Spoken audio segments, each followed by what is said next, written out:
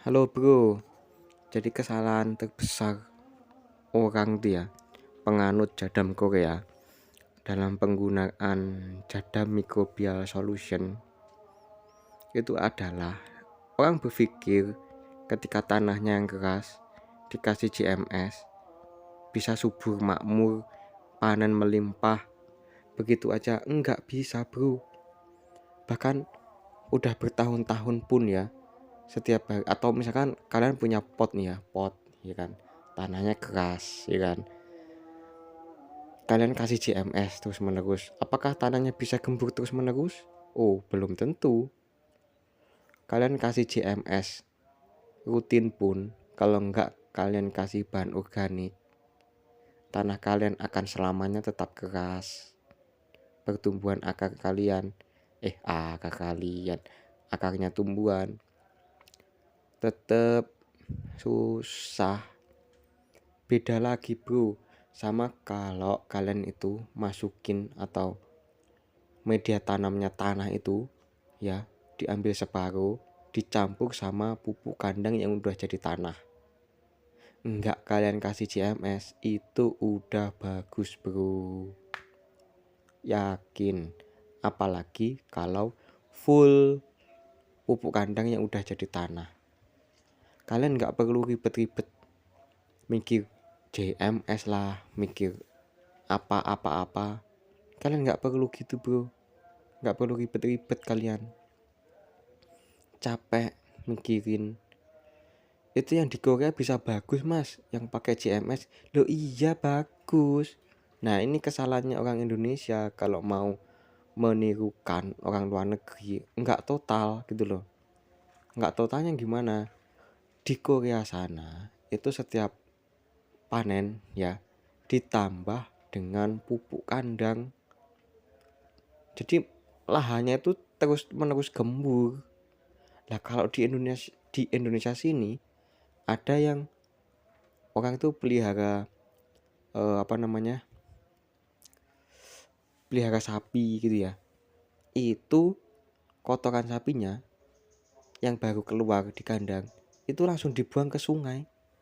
Nah dibuang ke sungai otomatis itu kan menjadi lumpur ya kan, lumpur ikut hanyut ke, misalkan ke kali berantas gitu kan, terus kali berantasnya menjadi lebih dangkal.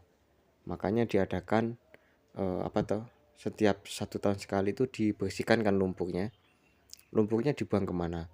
Ke sawah yang di deket-deketnya kali berantas itu.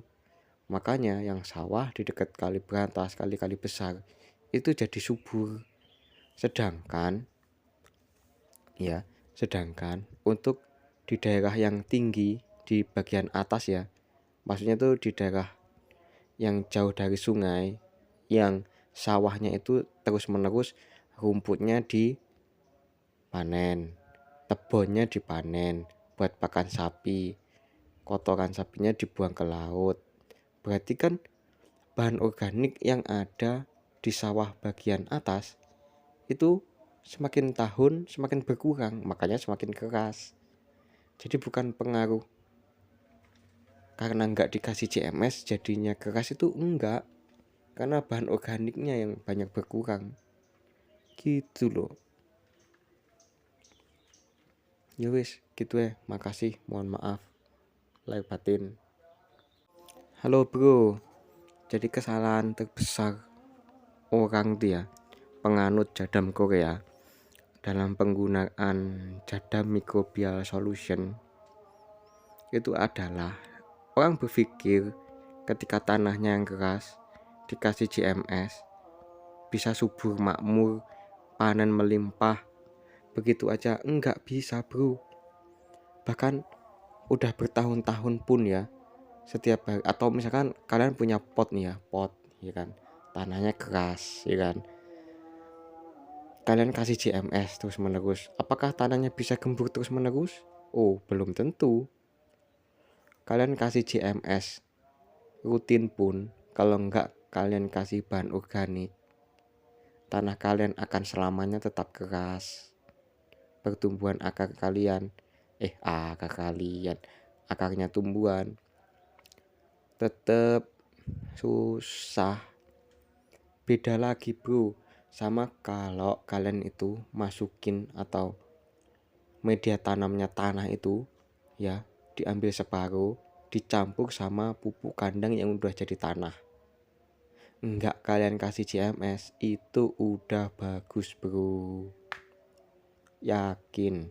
Apalagi kalau full pupuk kandang yang udah jadi tanah. Kalian nggak perlu ribet-ribet mikir JMS lah, mikir apa-apa-apa. Kalian nggak perlu gitu bro, nggak perlu ribet-ribet kalian. Capek mikirin. Itu yang di Korea bisa bagus mas, yang pakai JMS. Loh iya bagus. Nah ini kesalahannya orang Indonesia kalau mau menirukan orang luar negeri, nggak total gitu loh. Nggak totalnya gimana? Di Korea sana itu setiap panen ya ditambah dengan pupuk kandang. Jadi lahannya itu terus menerus gembur. Nah kalau di Indonesia sini ada yang orang itu pelihara pelihara sapi gitu ya. Itu kotoran sapinya yang baru keluar di kandang itu langsung dibuang ke sungai. Nah dibuang ke sungai otomatis itu kan menjadi lumpur ya kan, lumpur ikut hanyut ke misalkan ke kali berantas gitu kan. Terus kali berantasnya menjadi lebih dangkal, makanya diadakan setiap 1 tahun sekali itu dibersihkan kan lumpurnya. Lumpurnya dibuang kemana? Ke sawah yang di deket-deketnya kali berantas itu. Makanya yang sawah di dekat kali berantas, kali-kali besar itu jadi subur. Sedangkan